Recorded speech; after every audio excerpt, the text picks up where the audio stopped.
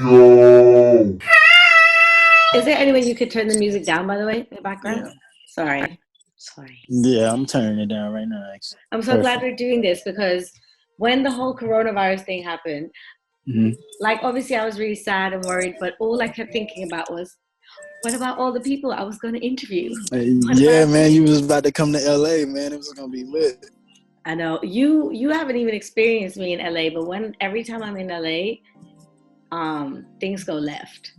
Oh my God, how left? Pretty left. Pretty left. I always Wait, well, you survived without losing no limbs, so it ain't too left. yeah, well no. I mean I don't lose limbs, but yeah, I don't actually lose things. I always seem to gain things. I don't know if they're the things I want to gain. You know what I'm saying? Hilarious. Okay, good, good. I See, do because the thing understand. is, how's it been inside in lockdown? I feel like I always quarantine. Like I record all the time. I'm literally always in somebody's studio, in somebody's house. I did a lot of partying in New York, so when I came to LA, it was like, all work. So this is like my office right here. So Okay, let's pretend we're in New York right now, okay? And it's a yeah, Friday night, and I've just landed, and I say, "Take me out. Let's have a good night out." man. What hours we talking about? We're talking. We have dinner first, obviously. Everyone lines their Right. stomach. Dinner at like 10. Okay, we're gonna start on 14th and 7th at Capelia. Okay. And that's this Mexican restaurant that I love, man. It's so dope. And they always take care of me there. And they just, one of them places like they call Cheers, a place, everybody know your name. They just always nice. Food is delicious. We start there. Then we can go to Gold Bar. That's one of my favorite bars, just low key. And from there, man, it's an independent theater that I used to go to on Houston and Broadway, I believe. And man, I used to go there all the time at like random hours. And then I probably hit up a studio, probably Daddy's House Puff Studio, which is on 44th and 9th. And probably just chill there for the rest, man. That's what's going I love on, how man. excited your face just lit up. You were like, "We're gonna go here and then we go there." You just do the whole plan Because I already. spent a lot of time in New York, man. New York is like low key my second home, man. So then, what brought you to LA? I came to LA literally because I got sick and tired of New York. Okay. I literally felt like just drained from the energy. It felt it's as everybody knows, it's a city that really never stops. And so that really means that if you're in, I guess, the entertainment field, that you never stop, really. You know what I'm saying? That you always doing something. What do you miss from New York? And if you were to go to New York, what would you miss from LA? I actually don't miss anything about New York. What? I know people say otherwise, but you gotta understand, I'm a Southern dude at heart. You know what I'm saying? So, I'm from Houston, Texas, so my roots are in the South. So, I don't really have no grave attachment to New York. My attachments in terms of geography goes is very much so in the South. But LA, I just love it because it's so like spread out. It's room to think, room to like create. I guess I do miss the food in New York. Yes. I mean, like the food in New York, yeah. The tacos in LA are great, but everything else in New York is just so good. You can't even get good pizza in LA. Not at all. Yeah. That's one thing I miss. I miss pizza. Let's talk about you coming from the South, because you've got like a little twang when you talk, which I enjoy thoroughly. It's very nice. But I think also for people, if they weren't to hear you speak, but if they heard your records, I think there's a very strong, you can't call it a Southern sound, but there are influences in your music that if you were to trace back the origins of those influences, you would end up to music that it lives very strongly Absolutely in the South, yeah. Right? There's so much like blues in the way that you sing and the way like you orchestrate your music. There's a lot of rock and roll in there. Tell me about how that came to become your sound. I think especially when you do the kind of music that I do, it comes with a lot of explanations. Nobody gets it, off bat. A lot of people, especially in this day and age, it doesn't sound like anything that's out right now. So you kind of do have to explain it. But I kind of gave up on the explanations a long time ago, and kind of just chose to really just be myself with no explanation, because I'm a lot of things, and I think the blues is the thing that's my foundation, because I didn't really come up on hip hop in the way that a lot of people came up on hip hop. My mom was very strict, so I came up on gospel and jazz. That's like my first love, gospel and jazz music. And from there, the hip hop that I did know was very Southern hip hop. So UGK, Outkast, and that's pretty much it. That's all the hip hop I was really listening to. So it's honestly very shocking to me that I get a lot of love from the hip hop field, because my knowledge on hip hop is very minimal. And I'm still learning as I go. When I work with people like Prodigy, when I work with people, that I looked up to, Ninth Wonder, or people that I've never worked with, a DJ Premier I didn't know. And, you get to learn so much stuff about hip hop, because hip hop is a reflection of the things that I grew up on, like jazz and gospel. So, yeah. Can we just bring up a story you told me of, was it Ryan Leslie who was in your DMs? Ryan Leslie. Man, I just talked to him. I'm actually thinking about moving to Germany. And I talked to Ryan. I reached out to him yesterday, actually, and I told him I was thinking about moving to Cologne, and he told me that would be a great idea, man. So I got the go from Ryan Leslie that. Why do you want to? Our very first conversation ever was actually about you asking me, I think, what Barcelona was like, because you'd been thinking about relocating, and then basically right. The rest of our conversation was me trying to figure out where in Europe would suit you. But right. Why the want to leave the US and come to Europe? If you were American, that question wouldn't feel as crazy, you know what I'm saying? Right. But because of where you live, I guess that would look shocking, you know what I'm saying? Why would you want to leave something so amazing and come over here? I'm used to London, this shit is trash and all that. And I've been to all these places, and I do feel like London is very similar to New York. I do feel like Paris is very similar to New York. Berlin is very similar to New York. But me as a black man, as a creative black man, I feel like as a creative, not only a creative black man, but as a creative black man who's a father, I feel like I have responsibility to enlighten not only myself, but my sons to be the greatest men that they can be with no limitations. And I feel like in America, for black men, it's 100% a limitation that I do not feel when I go to Barcelona, or when I go to London even, or when I go to a lot of places. So, for me, it's always been not America. I'm not going to die in America. My sons are not going to go to school in America. I don't support anything America does. So it's always been, I'm not fucking with America, but the thing has always been if it's not America, where is it? You know what I'm saying? Mm-hmm. So it's like, I decided Germany because I lived there a while ago from being in the Army. And I thought it was great. I've been going there for the past few years. I did the Colors, and I've been there a few times. And it's been my God, man. Yeah, the Colors where you wore no clothes. No clothes, man. Everybody teased me for that. Your nude colors. The women love it and the men hate it, man. Did someone tell you to not wear a shirt, or was that your own idea? Nah, that was me, man. I actually had like 3 or 4 different outfits, brought them with me. And I was just going through them in the bathroom, and I just stumbled on that and went on out there, man, and got it done, man.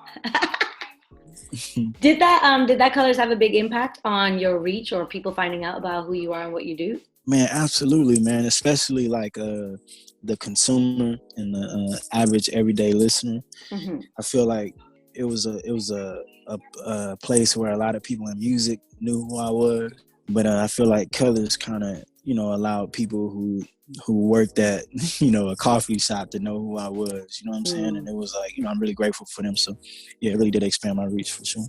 Let me talk a little bit about your son, who you already mentioned. How old is your boy? He's 3. 3 years old. How are you finding it being a father, trying to be an artist, figuring out basically life? Because it's not like, I think when we were younger, you thought by the time you're our age, you've got it all figured out and everything is just perfect. And well, very often we're nowhere close to figuring it out. And then all of a sudden there's this whole other human being that looks at you. I always, like, even when I was young, I always like had a passion for community and kids and children. To answer your question in full, I started preaching when I was 10 years old. Wow. So I'm talking about not just like, preaching like people say, just standing up in a cafeteria. I'm talking about like going from church to church, traveling state to state. And then as I got older, I always wanted my own kid, man. But God didn't let me have my kid until I was 30. And, I feel like not that helped me, but because you're never ready for a kid until you get there. But I do feel like me waiting for that amount of time kind of prepared me to actually be ready to receive and actually just go with the flow, because it's really no difference, man.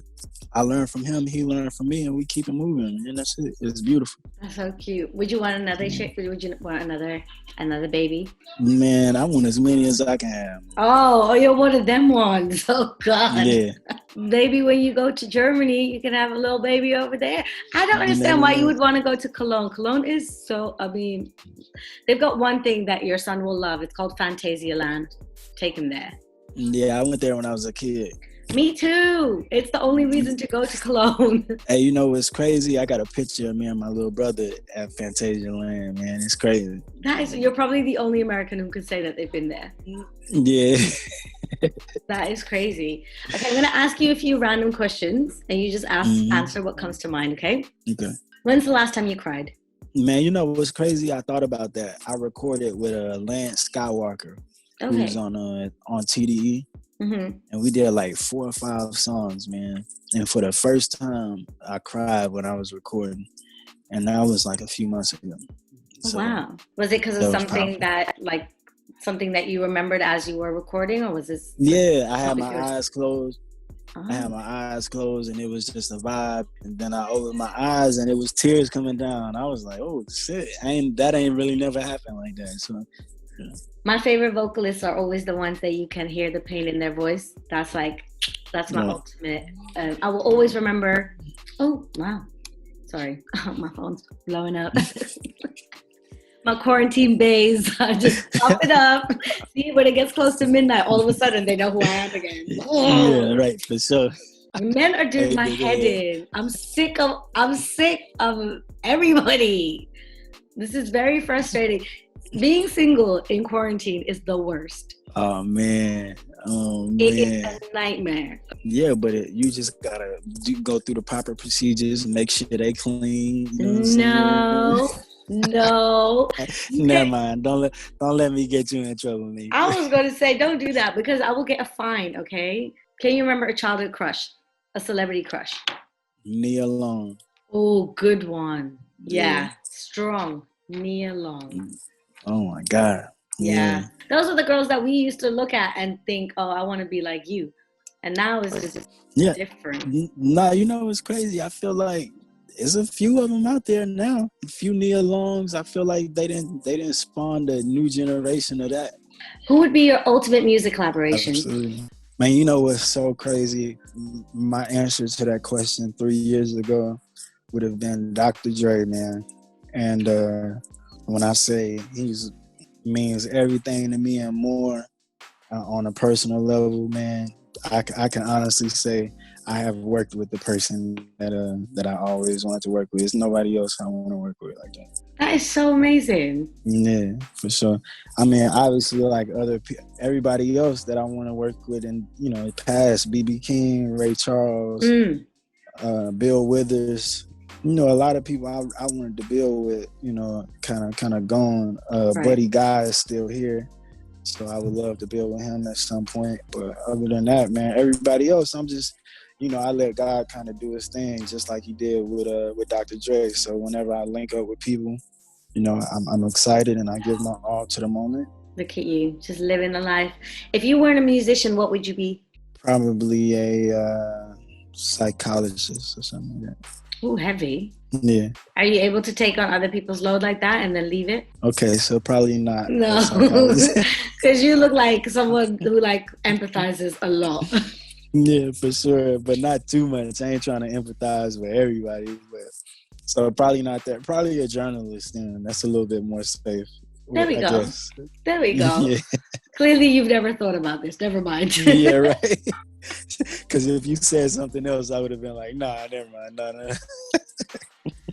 So I don't know. Yeah, I think music, man, I never really had no plan B, man. So everything I've done has always been in support of that dream to be, you know, the greatest artist of all time, man. So that's it.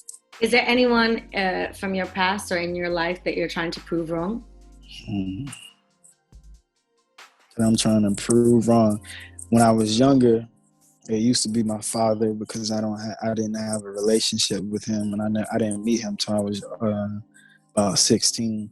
But after I met him and realized, you know, everybody make their own choices, and you know has the you know power to make their own choices, man. And I can't really judge a man, you know, for their choices, good or bad, man. And so it used to be him, but at this point, I can honestly say there's nobody I'm trying to prove anything to but myself.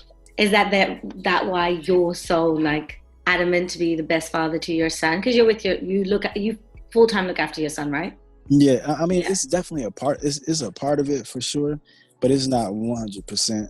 You know, it also have to do with how my mom raised me. So I just want to give my son that love that I was received, you know. Right. Okay. And that I was given. You know, I never abandoned my sons, man. That's nice. That's very beautiful. Are you single at the moment? No. You're not single at the moment, never mind, because I was going to ask a question that has something to do with single life. Don't worry about that then. No. Get that.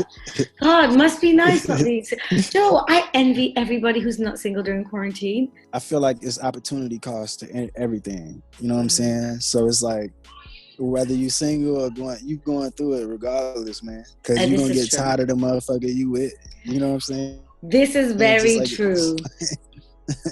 You see, someone like me, I need my space. And if I can't get my space, someone needs to go. You know what I'm saying? So so just be good that you can have that. You know what I'm saying? I'll take that on board. Man, you asked some great questions, man. Thank you. Pick one. Nostalgia Ultra, Channel Orange, or Blonde. That's it. Nostalgia Ultra. Thank you. Because my all-time favorite song by him is American Wedding. That's my favorite Frank Ocean song. You don't hear that a lot. Yeah, like period. Like if I had to choose one song by him, that song for sure, like, is my favorite. I judge people on their album picks. Matter of fact, my favorite question to ask everybody is a question that comes in every interview. If I were to send you to an island by yourself and you can only pick one album to listen to for the rest of your life, what album would you bring with you? It's I would say Marvin Gaye, Hear My Dear. Oh, nice. So tell me what you're working on right now, because we've got new music for us. Yeah. I just put out 2 new songs, both produced by Jay Versace, who I personally didn't know he produced. I had no idea until you posted that. I was just like, what? Yeah, exactly. I had no idea he produced. So to have him, as soon as he sent me music, you know, it was just a vibe. And I also released 2 records produced by myself called Blue World and Many Men Blues. Other than that, I'm working on my debut, but another album. I always feel like it's debut because it's new for me. So my another album I'm working on, and it's featuring production by Mike and Keys, who did all the Victory Lap for Nipsey. Budgie has a song on there, Cal Banks. Oh, but mostly produced by Tay Beast, who did all the stuff for Kendrick Lamar and Baby King. He did a lot of stuff for Baby King, nice. but he did most of my albums. It sounds incredible, man. So it actually goes into mixing today. I'm sending everything into all the files into mixing today officially. Like we start the process today mixing, so I'm excited, man. So as soon as it's done mixing, I'm giving it to the people, man. No more holding on to it. So, I cannot wait. I love your voice. I feel like it's so unique. You really stand out. Thank you as so soon much. as you hear, like, as soon as you press play on a track of yours, you just know it's you. Every now and then you come across someone that you think, oh, they're different. Like I can like a lot of stuff, and I don't mind when things sound similar. I mean, in a world like today, it's impossible to not always remind somebody of somebody else. But when you hear the combination of your voice, your lyrics, and then the productions you choose for, it's just, there's no other Jyotys Armstrong out there, is there? I don't think so, man. I don't think so. I also don't think so. What do you think? What do you think makes you stand out? What do you think is going to make you last in this like climate? I feel like, you know, I choose to attach myself to only classic things.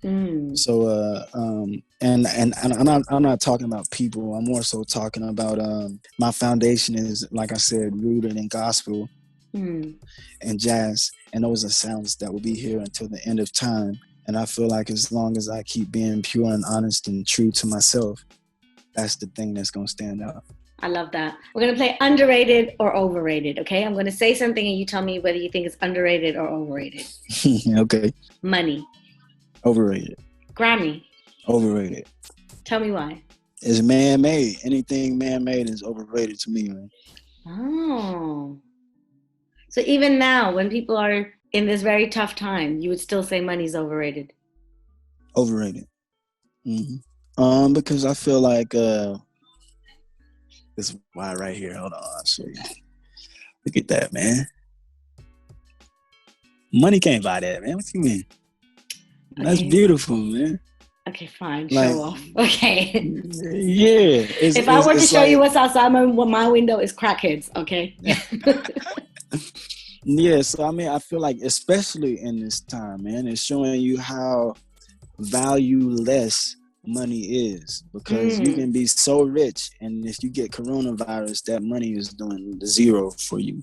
Is there anything you wish you would have done different in your career or as a person? Been more confident in my own abilities. If you could go back to 1 year, what year would you go back to? Man, they keep getting better, man. I swear to God. Nice. They keep getting better, but I would say the year that I met Dr. Dre, man. I flew to Coachella on a private jet with Dr. Dre. Yeah, like you never bring me anywhere. What? Wow, that must be nice, because I always wish I could go back to being 19. That was my peak. That was my peak year. 19. Oh, it's gonna get better, man. Especially after this interview, it's gonna be crazy. Says what? Says who? We going up. You're taking me on this private jet with Dr. Dre. That's all. I'll be. I have nothing to say to the man, but I'll be there. You're gonna be there, though. You can just say, you can be like, "This is my new assistant. She's a little bit weird. She's up there stares at people. Don't mind her." It's gonna be great, man. It's gonna be great. Yeah. Maybe I'll inspire him. You never know. You never know, man. You never know. I want to thank you for today. It's been really good chatting to you. And I can't wait to hear the new. I need you to send me some new music also so I can hear it. I'm sending it straight to you, man. Straight to you. Okay.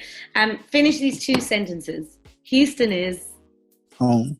C.S. Armstrong is real. I love that. Thank you. We're done. That was so good. Lit.